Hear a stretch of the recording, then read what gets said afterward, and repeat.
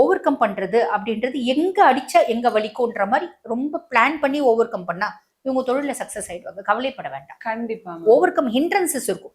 ஒண்ணு வேலை ப்ரெஷர், இல்ல ஹையர் அஃபிஷியல் ப்ரெஷர், இல்லைன்னா நம்மளோட லேபர்ஸ் ப்ரெஷர், இல்லைன்னா நட்பு அப்படின்னு நம்ம கூடவே உறவாடி கெடுக்கிறதுக்குன்னு ஒண்ணு இருக்கும். இதுகளை ஓவர்டேக் பண்ணா ஒன்னும் பிரச்சனை இல்லை.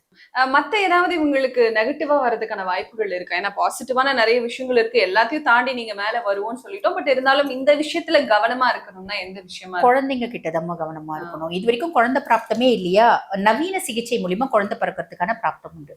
அஞ்சுல ராகு அவர் 12ஆம் மாசம் வரைக்கும் ராகு 5ல தான் இருப்பாரு. அப்ப நான் வெளியே இருக்க பிரச்சனையெல்லாம் சமாளிச்சிட்டேன், என் குழந்தை பிரச்சனையை என்னால பெருசா சமாளிக்க முடியும். சுத்தமா சொல் பேச்சே கேட்க மாட்டேங்குது. நான் வடக்க போலான்னா அது தெக்க போலாந்து, நான் தெக்க போலான்னா அது கிழக்க போலாங்குது. இப்படிதான் இருக்கு. நான் என்ன சொன்னாலும் சரிப்பா நீ சொல்லிட்டியா, சரிம்மா நீ சொல்லிட்டியா, நான் அதை செய்ய மாட்டேமா அப்படின்றத சாலிடா சொல்லுது. பிள்ளைக்கு சேர்க்க சரியில்லை. பொண்ணு காலேஜுக்கு படிக்க அமைச்சா லவ் பண்ணி தெரியுது. இந்த மாதிரி விஷயங்களை இவங்க ஃபேஸ் பண்ணி தான் ஆகணும். இதுல பெருசா மாற்றம் இருக்காது. ரொம்ப சிம்பிள். ஒவ்வொன்றுக்கும் ஒரு நேரம் காலம் அப்படின்னு வரும்போது விடிவு காலமும் பிறக்கும் அப்படின்ற நம்பிக்கையோட இவங்க பிள்ளைங்க ரீதியா அவசரப்பட்டு முடிவு எடுக்கிறது, டென்ஷன் ஆகி முடிவு பண்றது,